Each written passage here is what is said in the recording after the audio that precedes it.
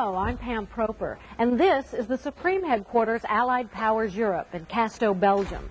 SHAPE is the military branch of NATO, and for 50 years has been Europe's protector.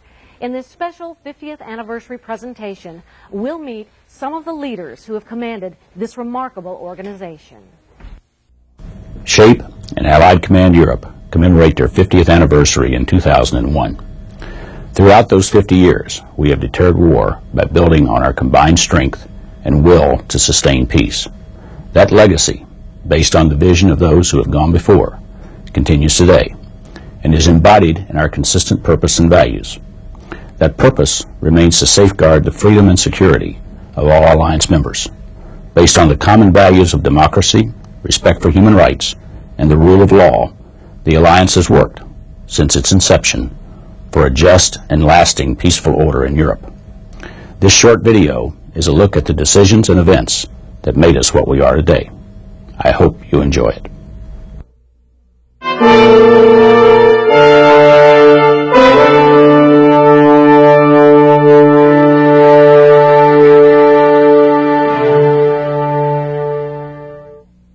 On April 2nd, 1951, General Dwight D. Eisenhower activated Allied Command Europe and established its headquarters in Rocancourt, near Paris.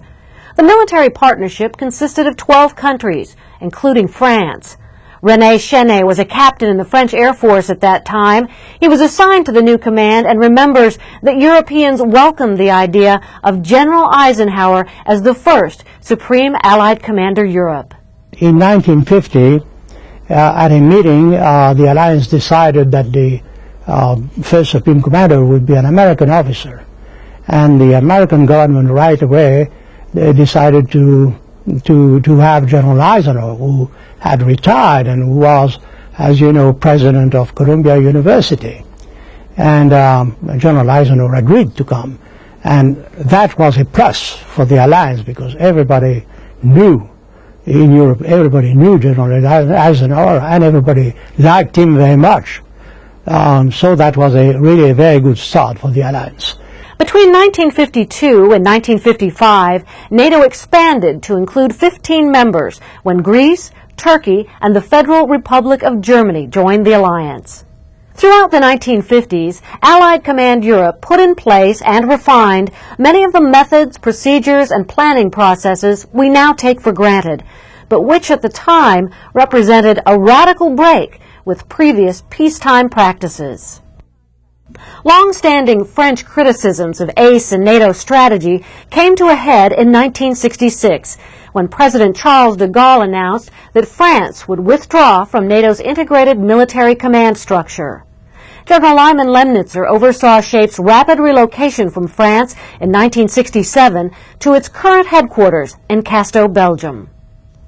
General Andrew Goodpaster remembers his tour as SACEUR as being a tumultuous time for Americans because of U.S. involvement in Vietnam and the adverse impact this had on the alliance. Vietnam had pulled away a great deal of the real strength of the units. The senior NCOs had been pulled away, and the NCOs are the heart of the Army. So that was something to be overcome, and we had to build back. Then we were short, particularly in certain combat specialties, infantrymen, tankers, combat engineers. Those were where we were in short supply, and it was necessary to try to rebuild, and we did rebuild in those areas. General Alexander Haig's tenure was also influenced by the impact of the Vietnam conflict, and as SACEUR, his allegiance to the alliance would be tested. Many Europeans thought we were not reliable, that the United States was going to take care of its own knitting, whether it be in Vietnam or elsewhere, and that if there was a showdown with Moscow, that we would never trade Washington for West Berlin or Paris or London. And that was a deep-seated concern among Europeans. It exists today for different reasons, but it's something that any American commander, any SACEUR, must be acutely conscious of. And what it means is he also is acutely conscious of the fact that 1/15 of them today, 1/19 of them works for the United States. The rest of his allegiance must be to the alliance as a whole and to the many nations that belong to it. And I can remember saying to the Carter Pentagon time after time, 1/15 of me hears you. General Bernard Rogers is the longest-serving SACEUR to date, from 1979 to 1987. During his tour, Spain became the 16th member of the alliance in 1982. One of the biggest challenges General Rogers faced was the controversial modernization of NATO's nuclear weapons and the deployment of cruise and Pershing missiles. When I got there, we decided in 1980 that we would take 5 years to justify every nuclear warhead we had in theater, both as to type and to its location. And we finished that in 5 years, and that was a major issue because as a result of that, we were able to reduce the number of warheads we had in theater by 50%. And we sent that half back home, those warheads back here to the States. Another one was right at the outset. In 1979, it was decided by the political authorities that we would put long-range intermediate nuclear forces on West European soil, particularly the Pershing IIs that could strike Soviet targets on Soviet soil, not just Warsaw Pact soil, non-Soviet soil, but it could strike in minutes with great accuracy and with tremendous penetrability of any of their defenses, strike targets on Soviet soil.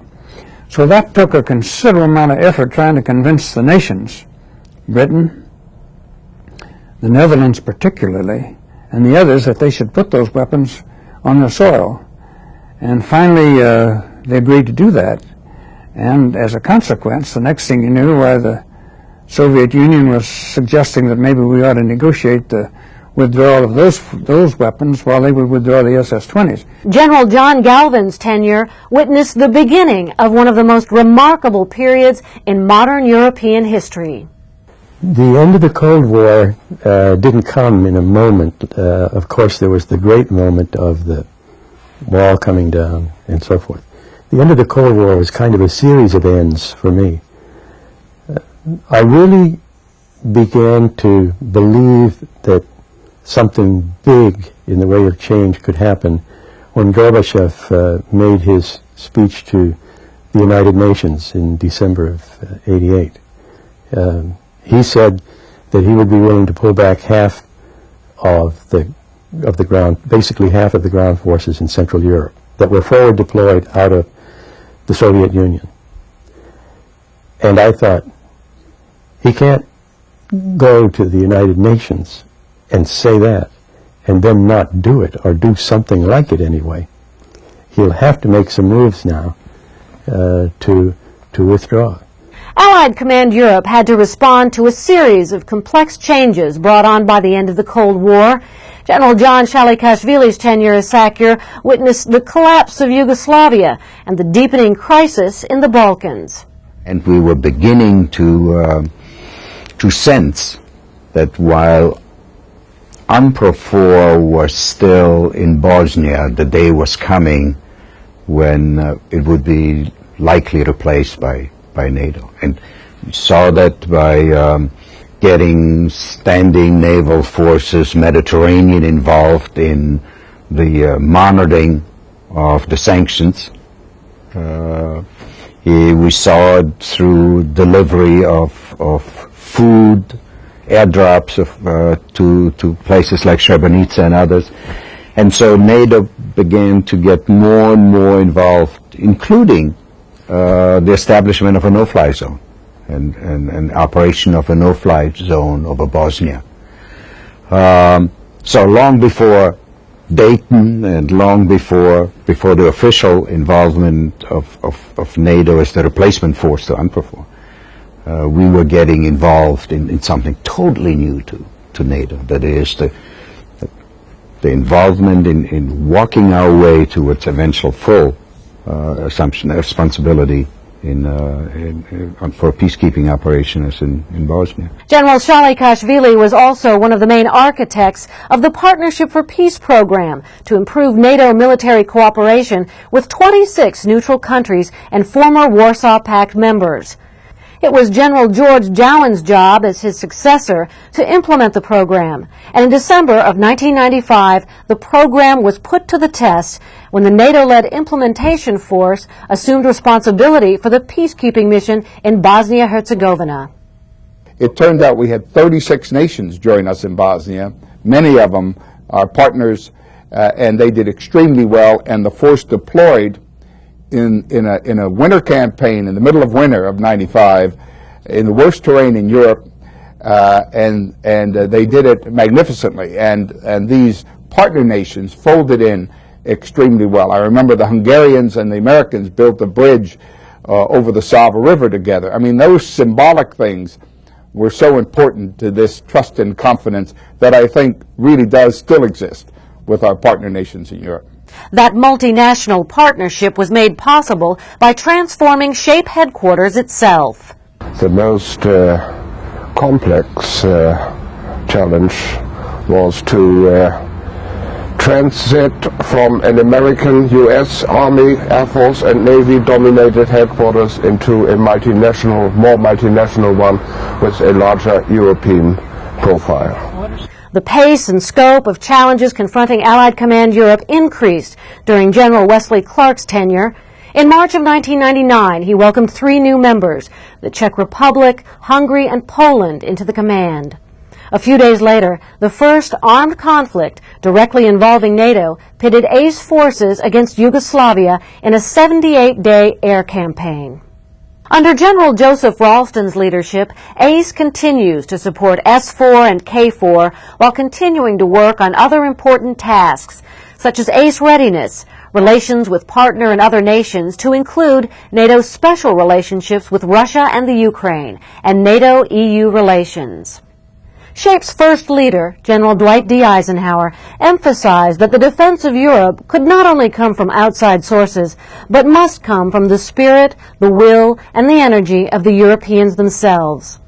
In celebrating its 50th anniversary, SHAPE and ACE pay tribute to those who have led the way and to the many who will meet the challenges of tomorrow.